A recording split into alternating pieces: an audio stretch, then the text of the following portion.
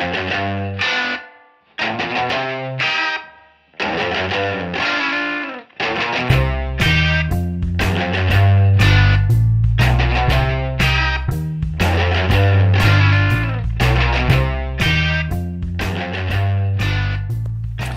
all you podcasters out there. This is Timothy Case. And Heather Jane.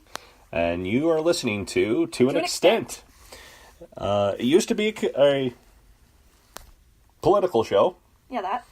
But I decided to rebrand it to one of my all-time favorite things, conspiracies. If this is the first time you're listening to it, it's a good spot to start. A little bit about myself. I'm really kind of big into weird conspiracies and stuff like that, and listening to conspiracies. That being said, there are some conspiracies out there that I just kind of find to be bullshit. What about you? You said the bad word. You said the SHEIT shit word. Oh, whatever. Anyway, you, Heather. Well, what's your experiences with, like, are you big into conspiracies, or? Conspiracies, yeah. I like to lean towards more of the supernatural sort of stuff. I actually have had quite a few experiences myself. I like to listen to conspiracies. I personally think it was aliens. I'm holding up my hands right now and squinting. Aliens. My hair is actually floating as well. Anyway, and this show is pretty much about conspiracies. I also want to dabble and talk into about some of the weird cults that are out there and the conspiracies around that. And also, like, the odd paranormal sightings or hauntings that have happened around either these parts or around the world. Mm-hmm. So, today's episode is about Dyatlov's Pass. Now, Heather, it's one of my favorites. Have you ever heard of Dyatlov Pass? I've heard of it just from you talking about it beforehand, not before the episode, before you started researching for the episode. I know it is something that you like talking about. It's kind of one of those things that, like, pesters in the back of my mind. Uh-huh. It's one of the most odd instances with any conspiracy. And as a matter of fact, it's one of Russia's biggest unsolved mysteries. And it was formerly USSR. But let's delve right into this crazy conspiracy of Dyatlov's Pass. Dyatlov's Pass, before it was named that, was just known as a small little mountain pass. The mountain itself was called the Mountain of the Dead. Well, that sounds comforting. Exactly. Sounds like someplace you definitely want a vacation at. Would you want to travel to Mountain of the Dead? Hell no. It was back in 1959 that this incident happened. And so at the time it was USSR that owned that area. The local native tribes, called the Mansi, has stories about the pass being very paranormal and supernatural things that happen. So, like, weird balls of light that'll, like, hover around orbs, and then zoom off, or balls of lightning. Yeah. They would say, like, symbols of God, for instance. Uh-huh. That'll go by. The pass itself was known to be kind of a difficult pass. Well, yeah, it's in the Mountain of the Dead. You wouldn't exactly expect the pass to be a cakewalk. Yeah, why not? That being said, it's cakewalk because you're walking up a pass. I know, I kill myself. I'm so funny. Anyway, the pass has been passable, and there's still people that go through that pass without any problems, any issues. Next to this pass was actually where they found the bodies, or close to the pass is where they found the bodies, and it was next to a forest area, kind of coniferous forest. Forest of the Dead? The Mountain of the Dead? Forest of the Dead People? There's no name to this forest. I'm going to call it Forest of the Dead People. Forest of the Dead People. Yep. So the crew that went, it was headed by a guy named Igor Dyatlov, which the pass was eventually named after him, Dyatlov's Pass. And he and his crew of 10 were expert hikers, expert climbers. Like, they've done snowshoeing, snow skiing, hiking. That's what they did. They're used to it. And so the other crew, or the other people in the crew that was there, was a guy named Yuri Doroshenko, Yuri Kivon Ishenko. Those have similar last names. Both Similar. end with Ko. And both Yuris. And, yeah, they're both Yuris, too. Did you say there were 3 Yuris?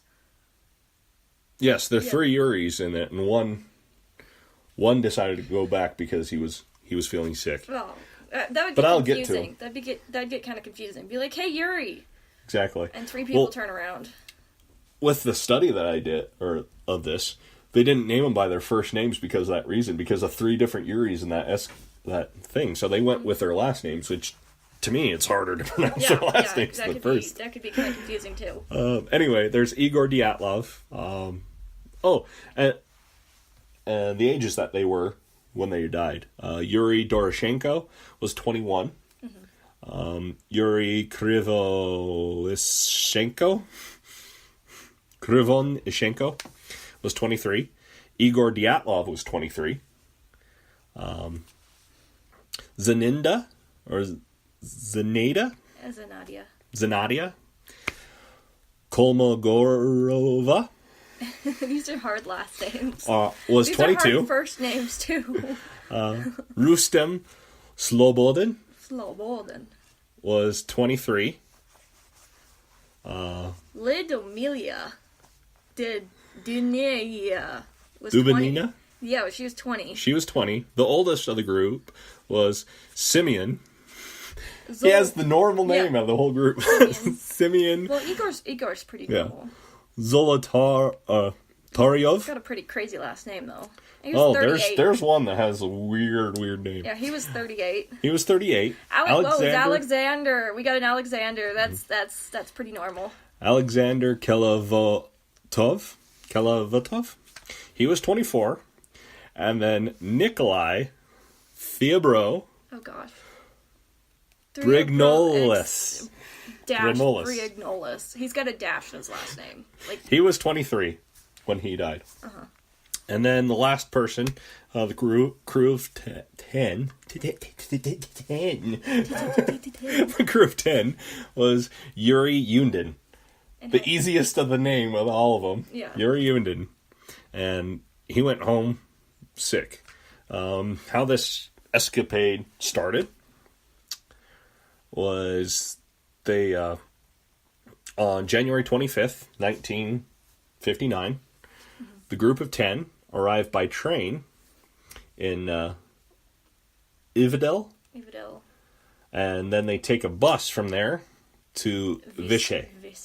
Yeah. The truck takes the group to a logging community just past Vichy. And that's where they're planning on starting. That was the next day, the 26th. The 27th, the group hires a sled for 24 kilometers to a north mining settlement. That's abandoned at the time and is still known as an abandoned one. The 28th, the day afterwards, Yuri Yundin goes back with the sled because of his back pain. Well, he got lucky. He got pretty lucky. Anyway, he had back pains. Yeah. So the group of 9 decided to spend the night there, next to a local river, Lozova River. If you guys have a map of this area, you could follow by this. The 29th. You just have like one listener that's like they have a map right in front of them, and they're like, oh, I know that river! Anyway, the group get on some cross-country skis and make their way to the next river where they spend the night. The group pitches the tent at the banks of that river on the 30th. So they must, go through the night somehow. Mm-hmm. Without dying.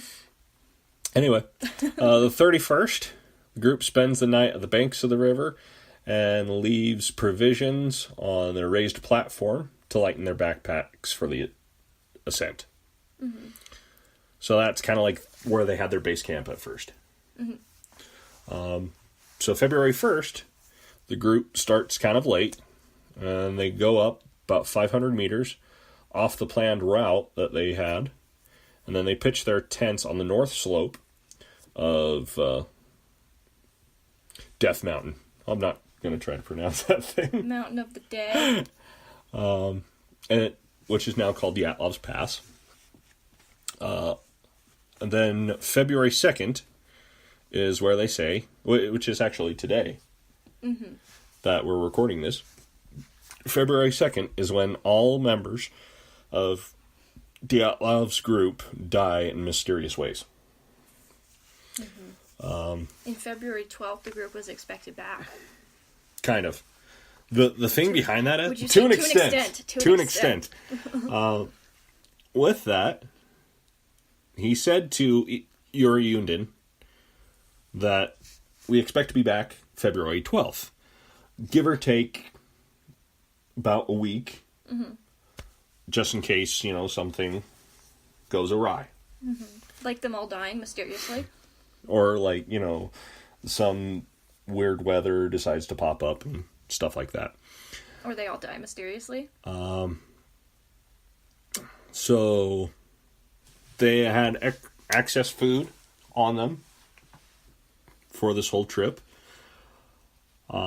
And that was kind of the last anybody has heard from Igor Dyatlov and his crew. Was on the 1st. Do you know if they found their supplies? Yeah, they found supplies. They found everything. So they didn't run out of supplies? No, they didn't run out of supplies. This is starting to delve into the weird part. So after they weren't, they didn't come back on the 12th. Volunteers started to do a search February 21st, 20th, 21st, and it's a bunch of volunteers, students where they were at the university, teachers, family members, they were all looking for them. And it wasn't until a little bit after, about 3 days after the 21st, so about 24th, did the army and the police get involved with planes and helicopters and that. And it was on February 26th that they found the abandoned and badly damaged tent on the side of that mountain. They found footprints of the hikers going towards the forest. And that day, they finally found the bodies of Yuri Doroshenko and Yuri Krivonishenko. The two Shankos.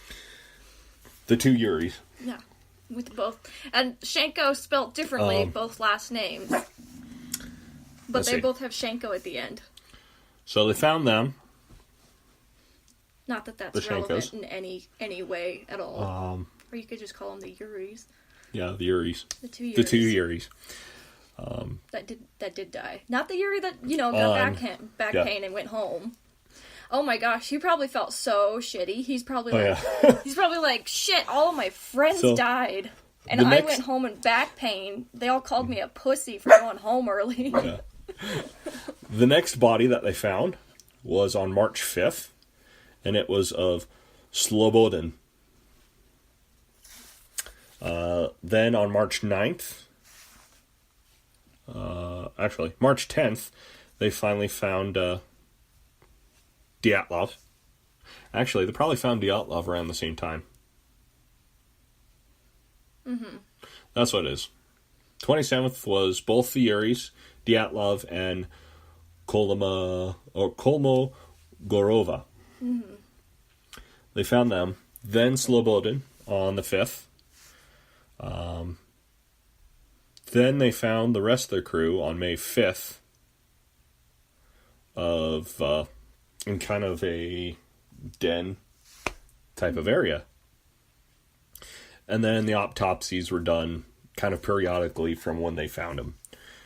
And some of the tests, there was actually radioactive tests or tests for radioactivity on some of the clothing that they had as well. Which makes you think, why did they do tests on radioactivity? It does make you think. What state were they found in? You see a dead body on the side of the pass. Oh, that's the last check it thing for to do. radioactivity. Yeah.